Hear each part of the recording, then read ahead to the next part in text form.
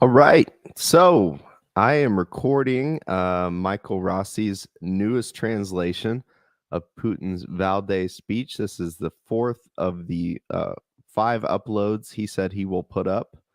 If you don't like my voice or you don't like me reading this to you, I've linked to the original translation by Michael in the description, as well as his Patreon.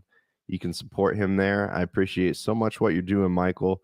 My idea behind overdubbing these is very seldom is there a good American English overdub.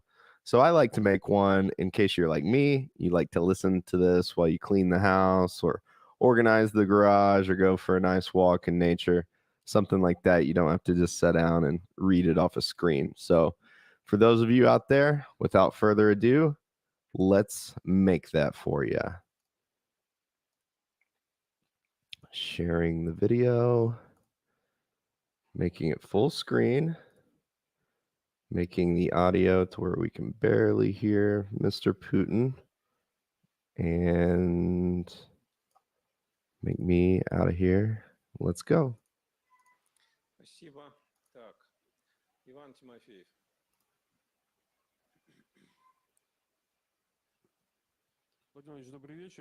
Good evening, Mr. President. Ivan Tomfiev, Valdai Club. Here is my question. An unprecedented number of sanctions have been imposed on Russia in the past year. You mentioned the freezing of our reserves in Europe, 300 billion.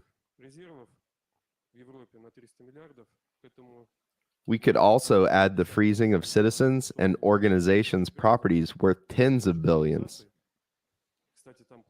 By the way, Europe plans to seize these properties once the respective mechanisms are developed. There is much more, including financial restrictions, prohibited supplies of goods, technologies, Russian oil bans, gas supply manipulation, and other measures.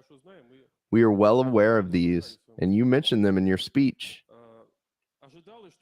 Our economy was not expected to hold out, but it has survived, largely because it remains a market economy.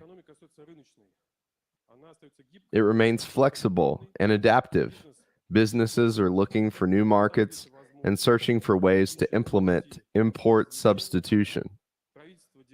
Wherever possible, the government is taking many steps to help businesses, but maybe, considering the extreme foreign policy conditions and all the sanctions, it is time to further deregulate the economy. You mentioned decentralization. Does it make sense to reduce the number of inspections and reduce regulatory pressure? I would be happy to hear your opinion on this issue. Putin. As they say in these cases, we can choose to reduce the number of inspections and eliminate excessive state regulation.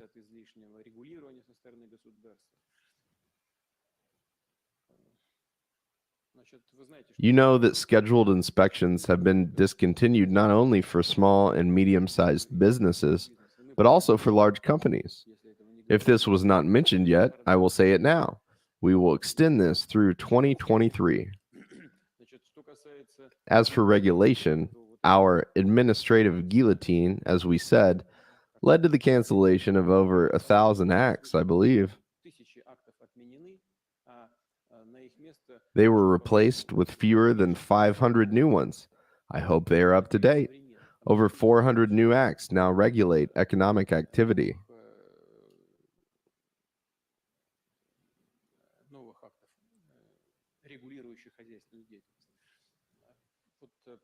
So, we will continue on this road, of course, with the exception of production categories that have certain risks for consumers.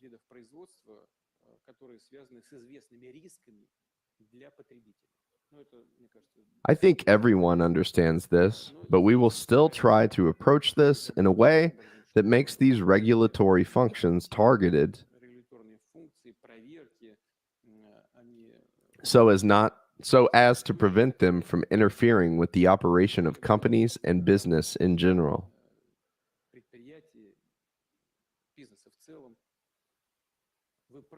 You are correct. In response to all the restrictions that are imposed on Russia and its economy, You said they expected our economy to crash. This was not just expected. A goal was set to crush the Russian economy, but they could not achieve it. Yes, you are right. Our economy has indeed become much more adaptive and flexible. It became clear that our businesses were already mature enough to replace imports and to take on the activities of the companies that left. Our partners that decided to leave Russia, our businesses easily took over and led the companies.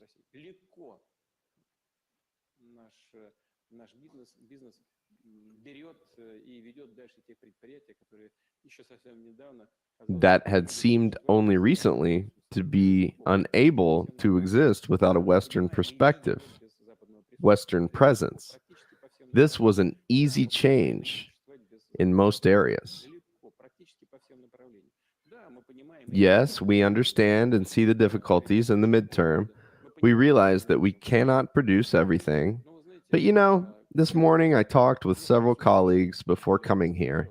Naturally, I talked with people in the government, the central bank, and the executive office, and our experts still believe that we have passed the peak of the difficulties linked with the avalanche of restrictions and sanctions.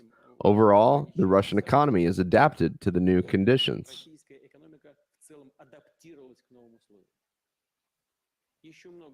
Much still has to be done to create new supply chains, both in imports and exports, and to reduce the attending losses.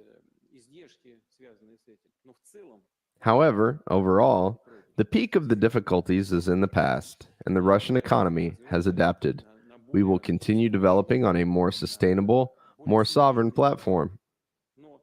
However, in response to all these challenges, we might and should, and probably do this in the first place, reduce the red tape in the regulation of businesses even more, and support them, and increase operating freedoms in their economic activities.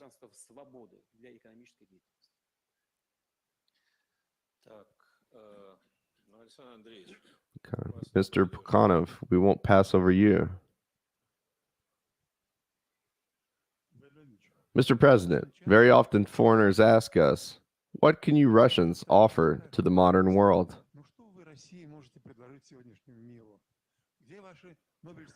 Where are your Nobel Prize winners? Where are your great discoveries, industrial and scientific achievements? My colleagues often answer, well, what about the great Russian culture? Pushkin, Rublev, Russian icons, the marvelous Russian architecture. They say, this was all in the past. What about today?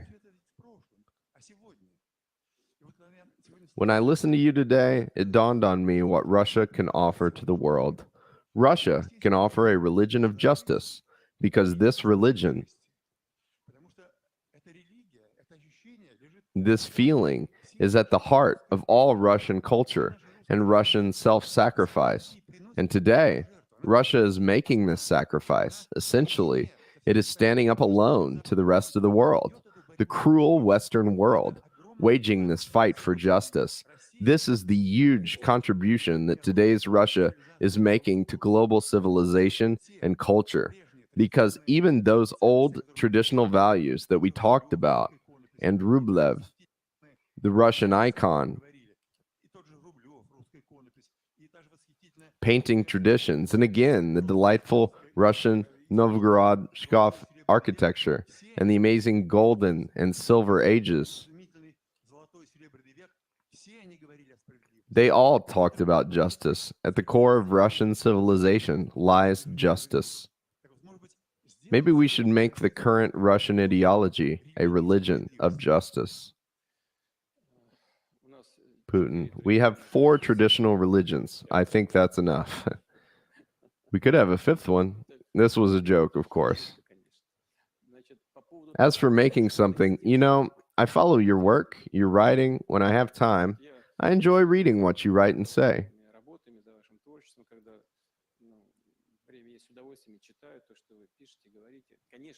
Of course, I know that you are a true Russian patriot in the kindest, best, and broadest sense of the word. But I'm not sure we need to offer anything to anyone deliberately. You know, you just said that we are making sacrifices for the sake of other peoples. I'll argue with you here. We are not sacrificing anything. We are working to strengthen our sovereignty, and it is in our own interests. First of all, strengthening our financial and economic sovereignty. It will lay the foundation for our future growth.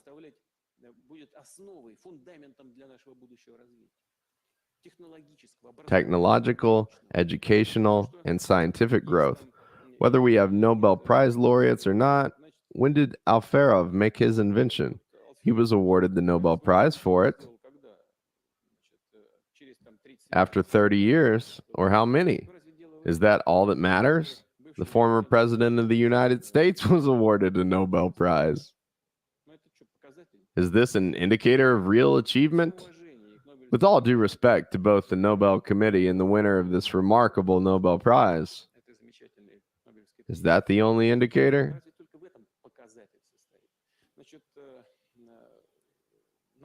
Science is making strides. We must do our best to make sure that the returns from the fundamental and applied sciences for our development are higher by orders of magnitude, and we will make it happen. Today, we are seeing significant and noticeable research staff revamp, and our science is on track to become one of the world's youngest.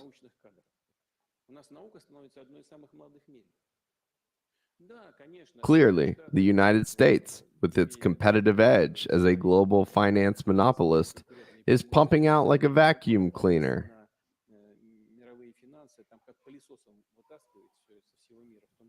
Everything from all over the world, including researchers and creative people. This, too, will come to an end when the dollar loses its monopoly as a global currency, something we see happening today. You see, what we are doing appeals to many countries and peoples. Our Western partners spare no effort to slander Russia, to humiliate it.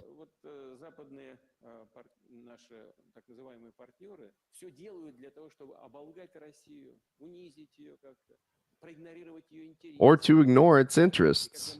When we fight for our interests and do so openly, honestly, and let's face it, courageously, this fact in itself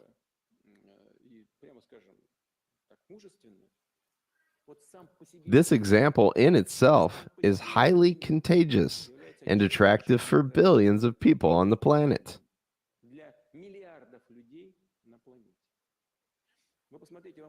You can see Russian flags in many African countries. In some of those countries, the same is happening in Latin America and Asia.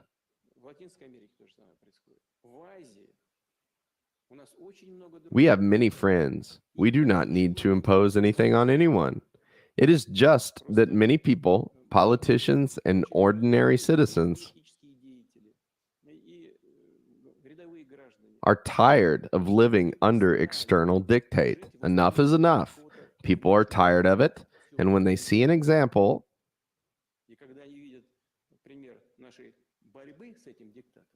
of our struggle against this dictate, they take our side internally and externally, and this support will continue to grow. Kind of Vladimir Vladimirovich. Much has been said about research this time. I think one of the most interesting panels was about ways to develop science and technology under these circumstances. Ruslan Yonosov is here in the audience. He presented a very interesting picture. Thank you. Today I represent Rosatom and the Valdai Club. Mr. President, you said the right words regarding research. We see that support for science in Russia has grown significantly over the past 20 years, and the mega grant program has made it possible to launch dozens of modern laboratories in Russia. However, on the other hand, as scientists, we see that most of the professors who opened these laboratories never came to live in Russia and work full time. I can understand why it is hard to compete. What we have here is a mega grant for 5 years. But then you have lifetime tenure as a professor. This is really something to consider. On the other hand, yesterday during the panel, we talked about our Chinese colleagues who have made groundbreaking leaps in science over the past 20 years.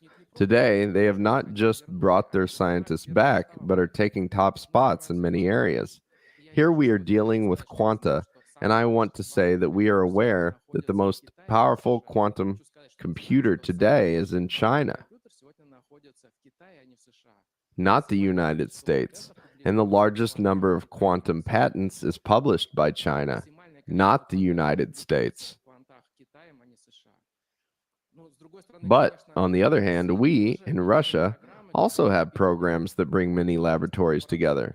The Quantum Project, the Quantum Computer Project, comprises 20 scientific groups, 15 universities and institutes under the Academy of Sciences. But we work under 5-year plans. I think today we have come under increased pressure as our scientific and technological sovereignty is facing a challenge. Maybe this is the right time to start formulating strategic projects and extend the planning horizon to 10 or 20 years. Thank you. Putin, yes, I agree with you. The higher the planning horizon, the better, and the further out the planning horizon, the better. We must look at the positive examples in other countries, as well as those set by our friends and partners, including China. They have done quite a lot over the years under the leadership of President Xi Jinping, who pays much attention to this, not only to the development of science, but also to the development of China in general and the Chinese economy, and also to improving the well-being of the Chinese people. I know this as we are on very friendly terms with him. Of course, we can examine and put into practice whatever helps them achieve tangible results. As for the mega grants, they have played a positive role indeed, and the next phase we are carrying out now is not just about research and establishing separate laboratories. Rather, it is the creation of academic communities of young scientists. This is essentially the future of these mega grants. I agree with those who have initiated this process. We are doing it. Are we not, Mr. Fursinko? We will continue doing this. You said nobody is staying. Some people come here and work even if they are officially employed somewhere else, and they spend most of their time in Russia. There are quite a few people like this. These are our former compatriots. And not only former ones, but our compatriots who are employed somewhere abroad, but regularly come to Russia to work. You know, science, like art, hates artificial borders and restrictions. People must feel free, and we will not lock anyone up here. But we will welcome everyone who wants to work in Russia. In general, we have managed to succeed in our efforts, and we will continue moving further along this path. You must be right in saying that we need longer-term planning horizons. We are now giving mega grants for 5 years, aren't we? Of course, we can extend them. These issues depend on budgetary funding, but this can be done. In any case, today, we are able to extend planning horizons further. What you said about people who are working abroad and have lifelong tenure is not typical. Far from it. You yourself are a scientist, and you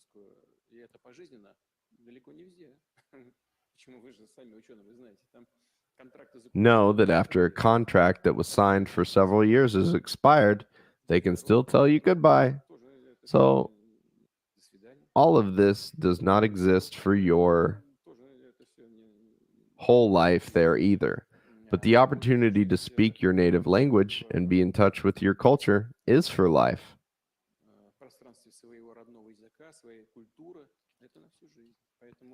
Therefore, both cultural figures and scientists must be given freedom of choice. We must create more attractive conditions than what they're offered abroad. This is not an easy process. We are going along this path and achieving results, and we will continue to move further, including, probably, you are right, efforts to extend planning horizons. Please, Mr. Wang Win. Thank you. My name is Wang Wen, a professor from Chungyang Institute, the University of China. Actually, this time I'm visited Russia more than 20 cities, and I wrote a lot of articles to tell Chinese people a real Russia, because in China there are a lot of people, they care about Russia, and especially care about you, your safety. And so my question is that, because I know you maybe will have a lot of pressure and burden, and do you feel scared or nervous or anxiety, especially under the threat from the West? And so did you create a new Russia, or Russia destiny create you?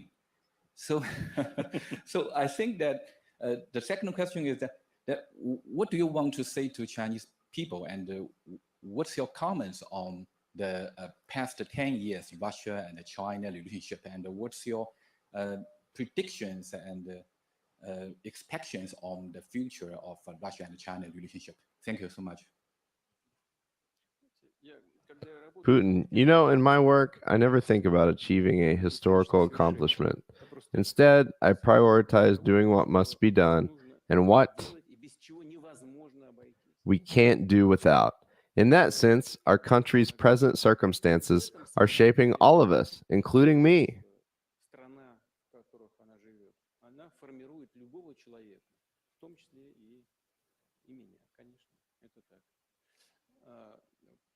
Speaking about fear, many would love to hear me say I'm scared. But if I were afraid of everything, I would do nothing.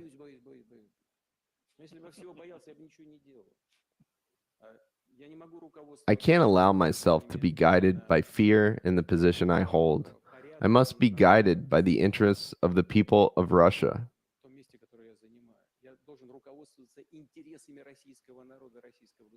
In the state of Russia, which I am and will be. I will do what I think is necessary for the benefit of my people and my country. As for Russian-Chinese relations, they have reached an unprecedented level of openness, mutual trust,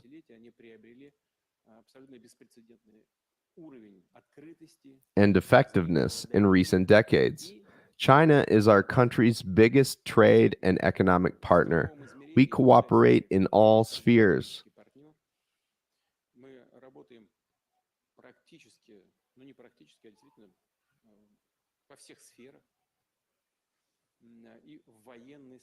In the military area, we have been conducting regular exercises. In military technology, we have enjoyed a level of trust previously unseen in the history of our two countries.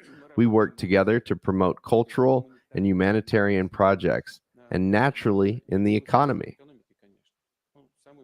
Russia's highest trade volumes are with China, and they are growing fast, gathering momentum even before the sanctions pushed trade towards Asia and China.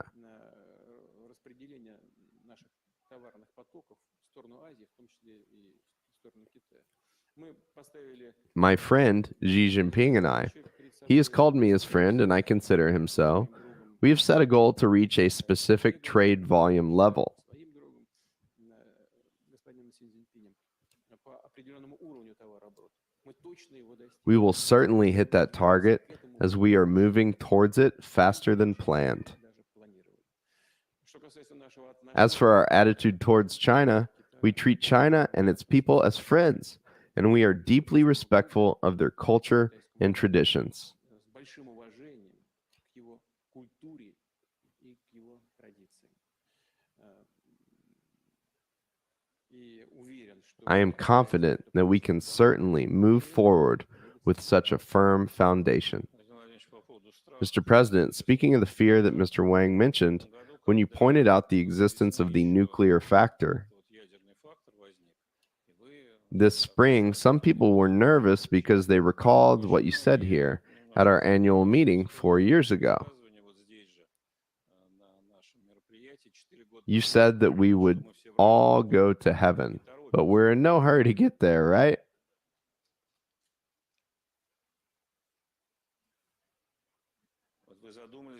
You've stopped to think. That's disconcerting. I did it on purpose to make you worry a little. Mission accomplished. эффект достигнут. I see. Thank you. Mohammed Ilsan, please. Professor Mohammed Ihsan from Kurdistan region of Iraq. I'm so glad to be here, Mr. President, really. I have one direct question for you. The topic of the session is post-hegemonic world justice and security for everybody. Do you think at this stage, Kurds in 4 parts of Kurdistan, they are going to have better security and more justice for their future? If you don't mind to elaborate more. And as you mentioned that in Central America and in Africa, Russian flag is everywhere. You have people who loves and who support Russia. Be sure also in Middle East, you have a lot of supporters and a lot of lovers for Russia and mainly for President Putin. Thank you. Спасибо. Putin, thank you for the final part. There are flags in European countries and in the United States too, by the way. We have many У нас много сторонников. supporters there. By the way, a large proportion of the U.S. population adhere to traditional values, and they are with us. We know this. As for the Kurds, I've already said, not in relation to the Kurds, but in general to all peoples. Of course, we must strive for Мы должны стремиться к балансу a balance of interests. Only if a balance of interests is achieved can peace be sustainable, including in the case of the Kurdish people. курдского народа. Так, прошу дальше. Mr. Staras, please go ahead. Кажешь, по-моему, да, если я не ошибаюсь. Thank you. Good evening. Konstantin Staras, Republic of Moldova. I represent the parliamentary opposition, of course, because our government, unfortunately, for our country and our people, continues to prefer other destinations for their foreign trips. As a result, today, lights went out in Chiznyua, almost a total blackout. But that's not what I was going to say. I have a question, but first, I have a duty to fulfill. Mr. President, you've spoken so nicely about your family that I cannot pass up this chance. I have 2 children. They are 8 and 10.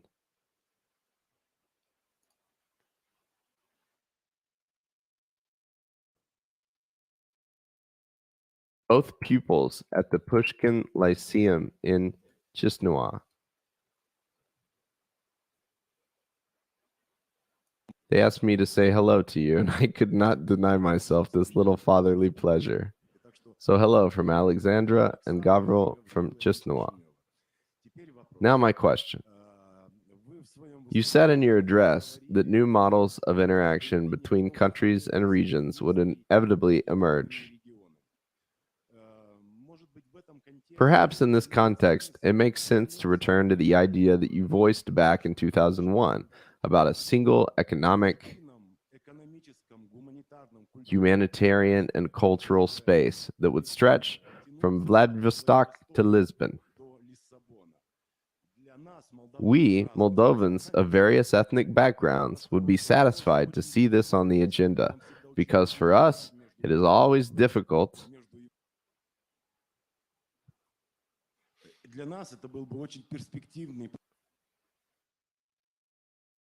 to choose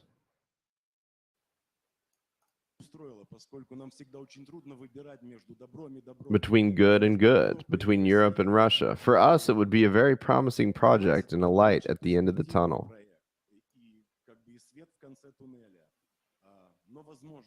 But is this possible in the world we are about to build, in the post-conflict world, in a world without a hegemon, and a global policeman or a dominant power? Thank you. Putin. It's possible to create a common humanitarian and economic space or even a region to ensure security for everyone.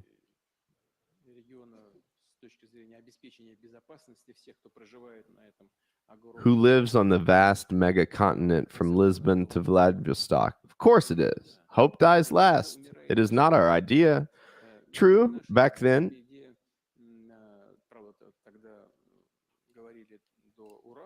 they said, to the Urals. I later changed this idea from our French colleagues and former French leaders, extending it to Vladivostok. Why? Because people who live beyond the Urals are steeped in the same culture,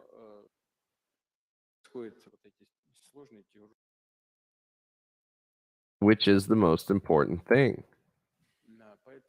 Complex, difficult, and tragic developments are taking place today.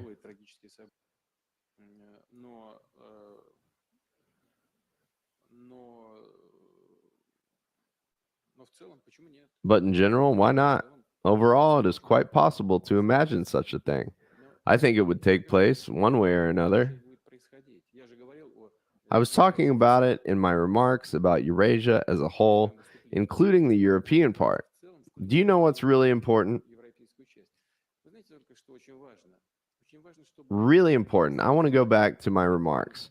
To have the European part regain its legal capacity.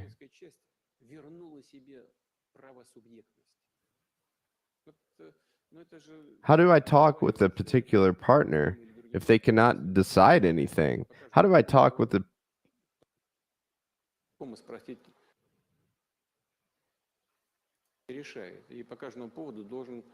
How do I talk without calling the Washington Regional Party Committee every time to ask for directions? In fact, this is what is happening in real life. I remember one leader arrived during the onset of challenging events related to Syria. I had a meeting with him. We agreed on what and how we would proceed in detail. Very specific. I will do this, this, and this. From Moscow, he went to Washington. When he returned to Paris, he forgot everything, as if we had not agreed on anything. How am I supposed to talk to him? About what? We arrived at specific agreements, down to where the fleet would move, what we would do, and how we would agree on things. We are not against doing this. We're all for it. And we reached an agreement, a deal. How are we supposed to talk with them? What is the point of talking to them? Better to call Washington directly and be done with it. I'm not making things up. Do you understand? Of course, Europe is protecting its interests, especially in the economy. But then again, it is doing so half-heartedly. There go the gas pipeline explosions. These are not our pipelines. These are pan-European pipelines. 5 European companies are part of Nord Stream 1. So what? Everyone is keeping quiet, as if it is business as usual. They even have the nerve to suggest that Russia blew it up. Russia blew itself up. Have they lost their senses or what? Nope. They keep doing this. Gazprom published photos from 2016 showing, I think, a US-made explosive device under the gas pipeline system. They claimed they lost it during exercises. They lost an explosive device so conveniently that it slipped right under the pipeline. I think the purpose of the device was to destroy underwater mines. Look, Here is the photo. Ну, прям вот фотографии. Нет. No, the international media are keeping silent about this. No one is broadcasting it. It all withers on the vine and is nowhere to be seen, Умирает на корню. Нигде нет, ни в интернете, neither online nor on television. ничего нет. This is another case of monopolizing the media to promote what they need and to kill everything that И убивать все, что им мешает. stands in their Это way. есть. It is right there, but no one is saying a word about it. Вот поэтому, конечно, нужно This is why it is, of course, necessary to create this common space from Lisbon to Vladivostok in all respects. только с теми, кто имеет право голоса. But this can only be done with those who have the right to vote. Ничего никого I don't want to provoke or offend anyone, Но это может не but this is how it is. приезжать. Но это такая практика, такая реальная реалия жизни. This is today's reality. Nevertheless, I think it's possible in a historical perspective. Реалии жизни сегодняшней. Вот. Но это, тем не менее, на мой взгляд, в исторической перспективе это возможно. Я уже упоминал об этом. I mentioned this before, but we'll say it again. At one time, Helmut Kohl told me that the United States would deal with its own affairs, Вот Штаты займутся когда-то своими делами, в том числе там, including in Latin America. Азия будет Sometime in the future, that Asia would develop powerfully in its own way, and that if European civilization путем. Если европейская цивилизация хочет сохраниться как wanted to keep going as a global center, it should definitely work with Russia. то, конечно, This was Helmut Kohl's position. вот такова была позиция Гельмута Коля. Сегодняшнее руководство Apparently, the current leaders of the Federal Republic have different views, but this is the choice of the European countries. европейских стран. Но я бы хотел However, I would like to return to what you started with. You said the lights went out in Chisinau. непонятно, почему он погас. It is unclear why they went out, but we certainly have nothing to do with it. Ну, да, вы знаете, Do you know why I am talking about this? Because Russia is always accused of everything. Somewhere the lights go out, туалет не работает. somewhere a toilet is clogged. Всё виновато. Sorry to mention it. Somewhere something else breaks. Russia is to blame Во всём for виноват all of Путин, it. понимаете? Это помните, как в известном фильме? Do you remember a question from a well known movie? What about the chapel of the 12th or some other century?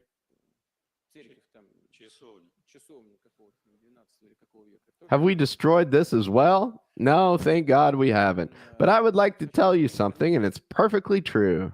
И то, что я скажу, что называется чистая правда. Мы когда вели When we held talks with Moldovan government representatives on gas sales, правительство Молдовы по поводу поставок газа, по поводу цен на газ, Газпром занял Gazprom took a very pragmatic, market based position on a natural gas contract with Moldova. по контракту с Молдовой на поставки газа, природного газа.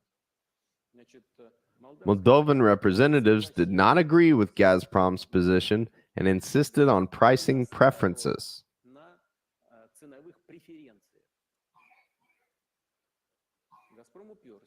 Gazprom balked, and later Mr. Miller contacted me, explained his position, and said he considered it right. Заявил, что считает значит, свою точку зрения правильной. Я попросил I asked him to meet Moldova halfway, considering the economic and financial capacity of the Moldovan state. экономические возможности и финансовые возможности молдавского государства. Сказал ему, ну, что ты I told him that these prices were fair from a market point of view, but Moldova could not afford to pay them. справедливые с рыночной точки зрения, но неподъемные для Молдовы, если не платить. If they were unable to pay, what was the point? Он со мной He did not fully agree with me, but heard what I said. Gazprom met the Moldovan government halfway правительство Молдовы и заключил контракт and signed a gas supply contract on Moldova's terms, on terms set by the Moldovan government. молдавской стороны, молдавского правительства. Там много деталей. There were many details in this deal, but I simply do not want to bore the audience because probably nobody Аудитория but you is interested. никому, наверное, не интересно. Ну, там связано с долгами, The details were related to debt, current payments, and a certain advance payment. предоплаты, Overall, Gazprom met Moldova halfway in terms of price. They have to pay, of course. It seemed to me that this is perfectly obvious. As for why things were brought to the point of no power in Moldova, I am sorry, but this is not our problem. Mr. President, you mentioned Europe. There was an interesting episode 2 months ago, or maybe less, when it turned out that when you spoke with President Macron shortly before the special military operation began, there were journalists in his office. The call was broadcast over the speakerphone, and they recorded everything. A somewhat unusual format. Okay, this is not the first time. How do you feel about such things? Negatively, I believe there are certain formats of communication between heads of state, and they must be observed. Otherwise, the partner will lose credibility. There is nothing wrong with media representatives becoming familiar with what we discuss. All you need to do is let the other party know about it. That is all. Did they? Of course not. During telephone calls, including through secure communication channels, we always assume that these are confidential calls that are not supposed to be made public, or if they are, then the parties should agree on that in advance. If done unilaterally, this, of course, is not good.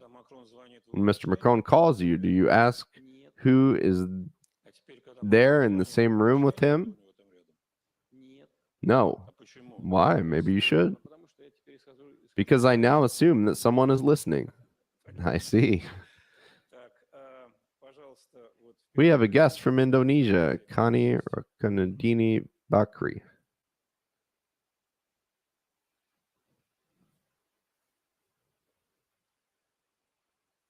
Thank you. Mr. President, I like your speech so much because I think your speech really bring the spirit of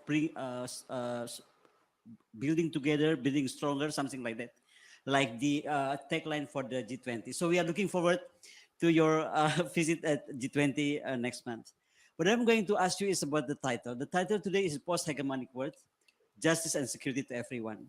I wonder because President Sukarno, our president, in 1955, already said that all these security alliances is dangerous to the world. You are in Security Council, China in Security Council. Do you think you and China can just file this issue of, wipe out NATO, AUKUS, the Quad, of five-power defense arrangement, everything about it together? Is that possible? Number two, your fans in Indonesia is amazing. Everybody said "ura" all the time. So my second question is, can I have a picture with you later? Thank you. Да, с удовольствием. Yes, with pleasure. With such a beautiful woman, with pleasure.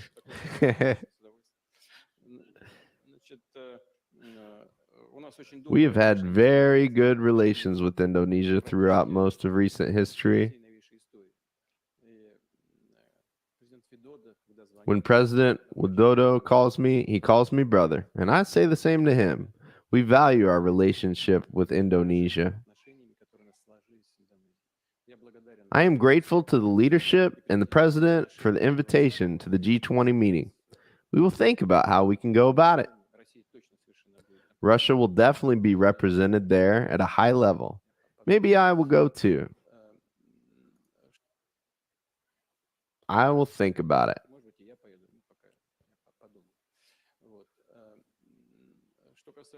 With regard to creating new blocs in Asia, I think this is an attempt to take the failed system of bloc thinking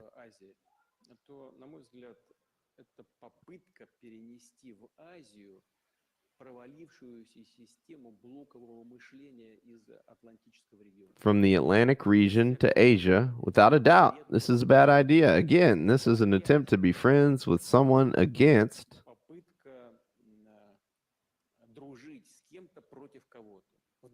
someone, in this case, against China. Not only do we not support an attempt to revive or recreate what happened in the Atlantic,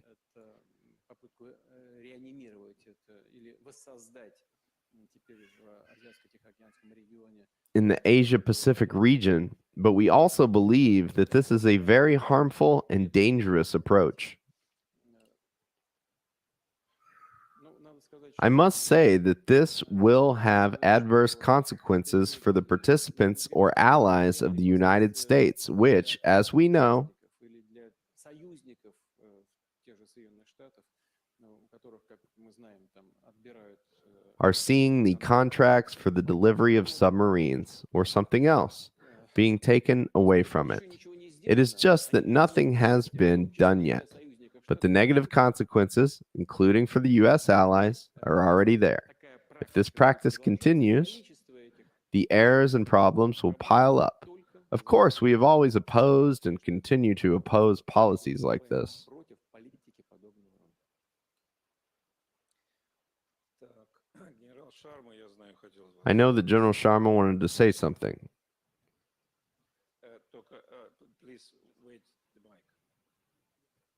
Mr. President, in a post-hegemonic world, what role you expect India to play?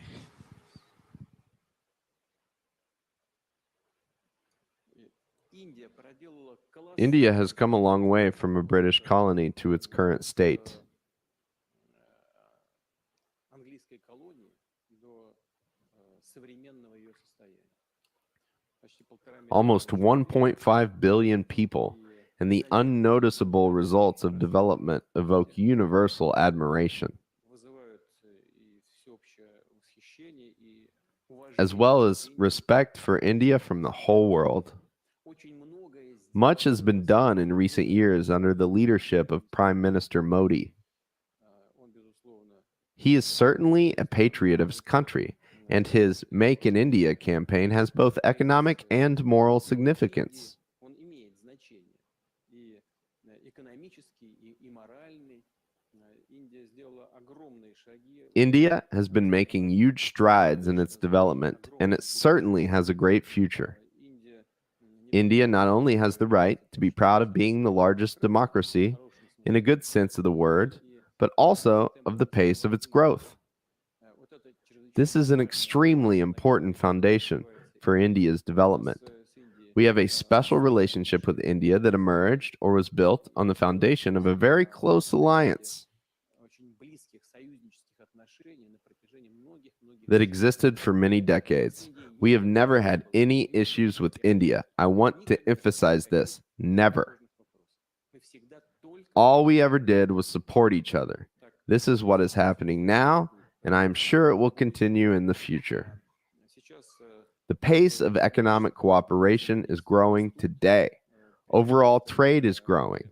One example, Prime Minister Modi asked me ну, во-первых, растет товарооборот в to increase the supply of fertilizers, which is very important for Indian agriculture, and we did it. поставки. By how much do you think? Очень важно для индийского сельского хозяйства.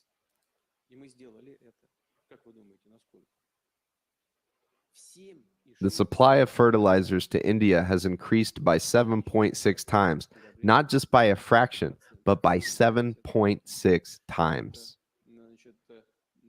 Bilateral trade in agricultural products has almost doubled.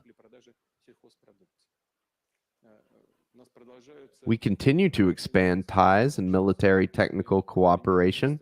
Prime Minister Modi is one of the few people in the world who are capable of pursuing an independent foreign policy in the interests of his people, despite any attempts to contain or restrict something. He's like an icebreaker, you know, just moving calmly in the direction that the Indian state needs. I think that countries like India do not only have a great future, but also a growing role in international affairs. Раз про удобрения речь зашла, я The subject we raised about fertilizers instantly brought Brazil to my mind for some reason. Where's Igor Gilov? Где у нас там сидит? Вот здесь вот где-то. В Бразилии, кстати, Putin. By the way, we had reached an agreement with Brazil that shipments of fertilizer would increase. будут нарастать, но, к сожалению, Unfortunately, They've gone down a little, a few percent, I think, maybe due to logistics issues. На несколько процентов сократились поставки удобрений. Так, ну, он нас покинул куда-то, но неважно. Mr. Gilov has left. Never mind. I think I can ask you a question he would want to ask. Brazil is having an election soon. Lula may be coming back. Do you have a good relationship with him? С ним в хороших отношениях. Мы в хороших отношениях с господином. Putin, we have a good relationship with Mr. Lula, and we have a good relationship with Mr. Bolsonaro. We don't interfere in their domestic politics. That's what matters most. Мы знаем, что We are aware of a consensus in India on building a cooperative relationship with Russia and is part of BRICS. с Россией консенсус в отношении нашего взаимодействия в рамках БРИКС для нас это имеет принципиальное Despite the stark domestic arguments, this is a matter of principle for us. We proceed from this premise. Бразилии. Мы считаем его We also have a consensus on working with Brazil. We consider that country one of our most important partners in сильнейшим нашим Latin America, в Латинской Америке, так оно и есть. which it is, and we will do all we can to promote that relationship in the future. Раз мы по БРИКС, Mr. President, now that we have mentioned BRICS, Saudi Arabia said about 10 days ago that it wanted to join. Саудовская Аравия хочет присоединиться, вы поддерживаете? Do you support that? Мы поддерживаем. Putin, yes, we do. All the BRICS countries need to agree on this for that to happen.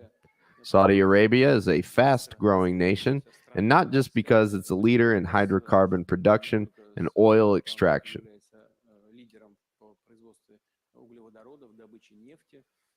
Это связано с тем, It's что because the Crown Prince and the Saudi government have very big plans to diversify the economy, which is very important. They have экономики. Там целые планы национального развития сверстаны. drawn up national plans to achieve that. Я уверен, I'm sure that the Crown Prince's energy and talent will ensure that these plans come to fruition. творческий потенциал наследного принца, уверен, что они будут реализованы, эти планы. Поэтому So, of course, Saudi Arabia deserves being part of large international organizations such as BRICS or the SCO. такие как ШОС совсем недавно Just a short time ago, we agreed on Saudi Arabia's status within the SCO. и будем развивать We will continue to strengthen our relations both bilaterally and as part of multilateral associations. что очень много, Lukianov, many in the West are saying that because of you, bin Salman has been rude to the Americans. Putin, this is not true. Бен Салман Mohammed bin Salman is young, decisive, and strong willed. These are obvious facts. Don't be rude to him. ему не надо хамить. И тогда в ответ не услышите. And you won't hear harsh language from him. That's it. You need to respect the Crown Prince in Saudi Arabia, and they will do the same. И они будут отвечать тем же. Тем же будут отвечать. They will be rude to those, however, who are rude to them. Так, Мухаммед Джавед. Да. А что касается Oh, нас, and as for our involvement, excuse me, this is just nonsense. The fact is that the Crown Prince and the entire Saudi government саудовского руководства, они руководствуются своими собственными are guided by their own national interests. I know the Crown Prince quite well personally, and I know what is driving him. Я знаю наследного принца уже хорошо лично. Значит, He was thinking of his country's interests and of balancing energy markets when considering whether to cut or boost production. балансирование энергетических рынков. В этом смысле его позиция, я сейчас говорю без всяких шуток, она является I am being completely serious when I say that in this regard, his position is absolutely measured. она направлена He aims to balance на баланс интересов как производителя, both the interests of suppliers and consumers, because in the energy markets, it's not even the final price that's important. конечное. Важно не это. Это It's the current economic or political situation. What's really important for energy markets is stability and predictability. предсказуемость, стабильность. Вот что важно. Вот наследный The принц Crown Prince wants to have that, and generally, he gets what he wants. То есть ему на шею тоже не сядет. Kiana, meaning he won't let you get a free То есть ему на шею тоже не сядет. ride on his back? Нет, уж точно нет. Putin, that he surely won't let you do. Mr. President, I'm bringing a lot of respect and love from Islamabad, Pakistan, Director General of Pakistan House, Mohammad Athar Javed. You see, I really appreciate your comprehensive and very incisive analysis of the situation. My question relates to a very important factor. It relates to also the pre-Second World War, where Jews were demonized and then later ignored the plight, their everything relates to them were ignored by the Western Europe and United States. And in the end, a horrible Holocaust took place. Now there is a hate syndrome generated about Russians. You mentioned about Donbass, how the people were being treated. And I have witnessed myself in United Kingdom, in Scandinavian countries, there is a rise of neo-Nazism. And particularly myself personally working on the project on this to assess the patterns. And what we are realizing that it is actually serious.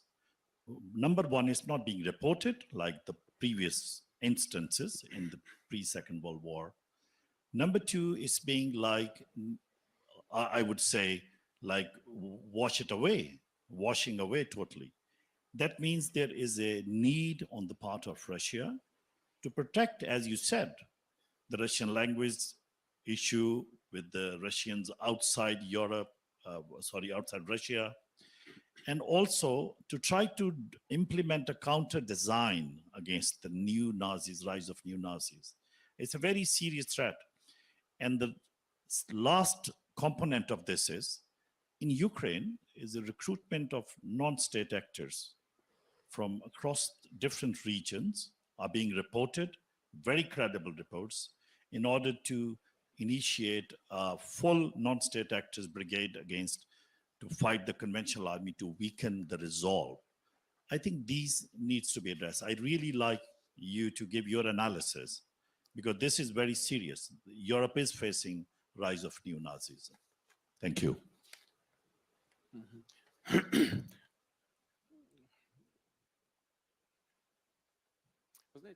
Putin, you know, I would say one of the most serious and fundamental problems for those who supposedly care about the future of Ukraine, the so-called Ukrainian nationalists, is that the nationalist movement is merging with the neo-fascist, neo-Nazi movement.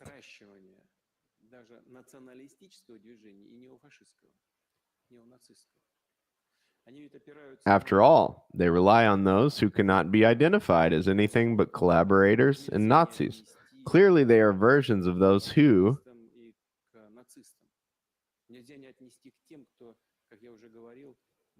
as I have said, on behalf of the Hitler authorities, exterminated the Polish, Jewish, and Russian populations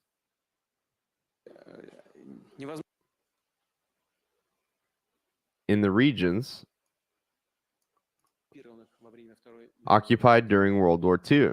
It is impossible to separate today's so-called patriots, flag wavers, and nationalists from Bandera followers.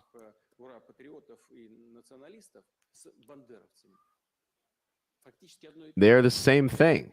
That, in my opinion, is their big problem, really. Therefore, I keep repeating, including to our so-called Western partners, look at what is happening on the streets of Kiev and other major cities, where thousands of people march with swastikas and torches and so on. Yes, manifestations of neo-Nazism are also possible in our country, in any country. In fact, as this is extremely tenacious. But we are fighting it, while over there, it enjoys support at the state level. This, of course, is a problem. It is being hushed up, but it still exists, and there is no getting away from it, because it does exist. But today's flag wavers in Ukraine are not even driven by any interests or nationalist ideas. Their motivation is more primitive.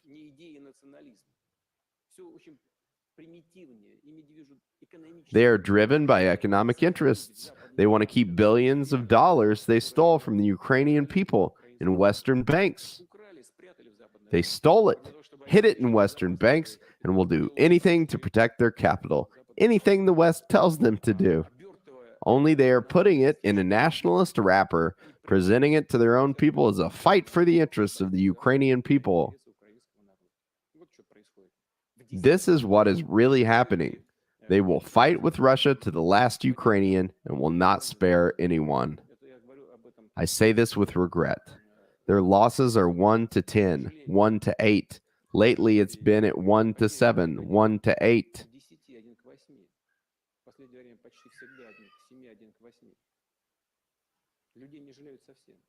They aren't sparing people at all. Can true patriots of their country allow this to happen? They are taking this path without looking back, without thinking about it or regretting it. Of course, they are far from protecting their national interests.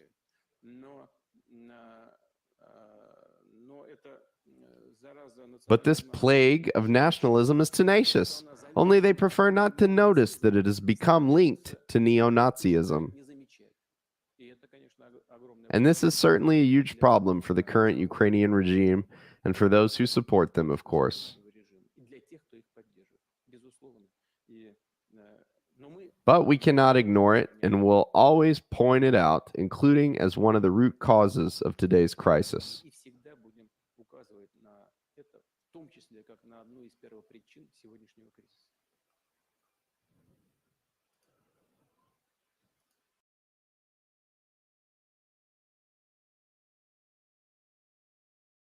See if I can find myself. There I am. So thank you guys for all coming by. Eroff from Argentina, thank you so much for coming by. Jenny, always a pleasure to have you. Always glad to see you in the chat. Makes my day. You had some good comments here. Thank you, Tim, for stopping by. I appreciate it, buddy.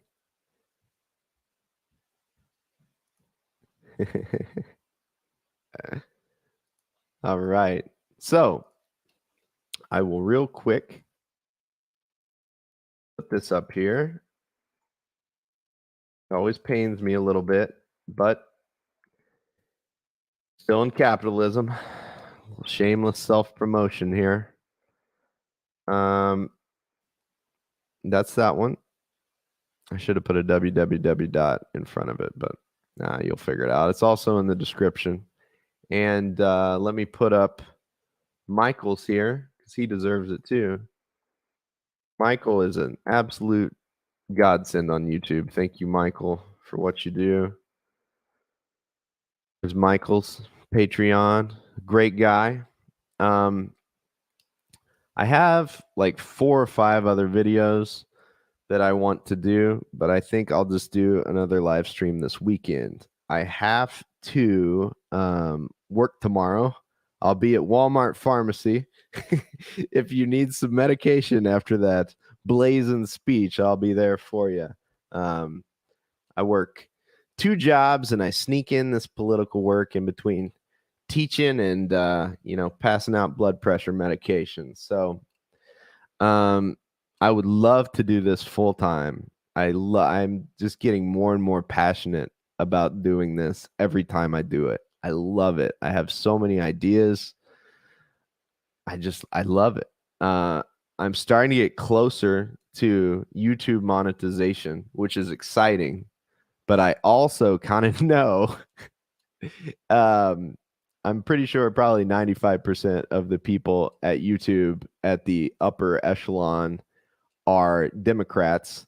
And when they look through my channel and try to figure out if they should pull the monetization lever, and it's just Putin's speeches, false flag if it happens, Biden did it, just a bunch of so yeah, I'd appreciate your $1 a month or whatever you can do. If you can't, I get it. Everybody, it's weird to do this because you realize everyone's talking and asking for money, and it's not why I'm doing this, but you just start to feel like, oh, I could do this more if I didn't have to work at Walmart on the weekend. So I love you guys. I love you, Michael.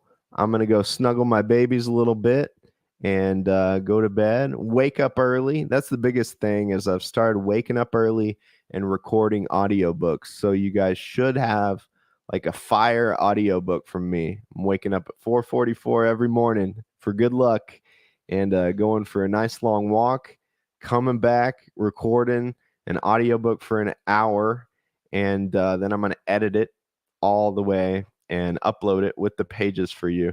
And hopefully I can get one of those done every week or probably two. It'll take me. But you should be getting good content there. So I love y'all. I pray for y'all. Yeah, all right. Hey, they're coming. They're going to be good. I'm going to do one new thought, kind of spiritual, like, Believe in Yourself book. And then I'm going to do one Marxist-Leninist classic text that I've always wanted to read, and we'll bounce back and forth. Ralph Waldo Emerson, Mao, like that. Back and forth. It'll be a good character building exercise. And I hope you guys will get a lot out of it. My philosophy of this YouTube channel is I'm literally just trying to create the things that I want to see. Like if I get on YouTube and search for good English overdub Putin speech, it doesn't exist. So I'm going to create it. I'm trying to find all of these good audiobooks for different books that I want to read. A ton of old classic new thought spirituality books. No audiobook for it. I'm going to create it. There's a ton of Marxist texts that either are recorded in very bad quality or they don't show the book. I'm going to record it in the best quality I can and put the book up on the screen. So I'm legitimately going to try to create what I want to see in the world. I'm going to live that out. But I love you guys. God bless you. Namaste. I bow to the Christ within you all. And together, if we work together, we can build a better world. It's just a choice between fear and love, as Bill Hicks said. The CIA, who will eventually monitor this conversation and try to scare us all and keep us from bonding together and choosing courage to replace them and build a world where Russia, China, and the American working class can all work together in peace and make money together in peace and create fusion reactors and explore the stars together in peace. Think about an alien civilization. When an alien lands on a planet, are they all going to war with each other? Are the aliens about to nuke each other? No, they've made peace. They're one race. You refer to them as the humans, the Tralfamadorians, whatever. And they've colonized a local star with a Dyson sphere. Yes, that is what I am going to go back. I love that you put that there because I am going to go back and change the thumbnail to that little line because it spoke to me. And it really is the kind of, I feel like it almost goes back to Plato, like politics and personal character. That's why I read the New Thought spiritual book and then the Marxist-Leninist book, because I don't see them as any different. Like the more we develop our own personal character, the more, for me personally, I believe and rely on God and try to get God to live through me and realize like just show up, hit record, and good things will happen.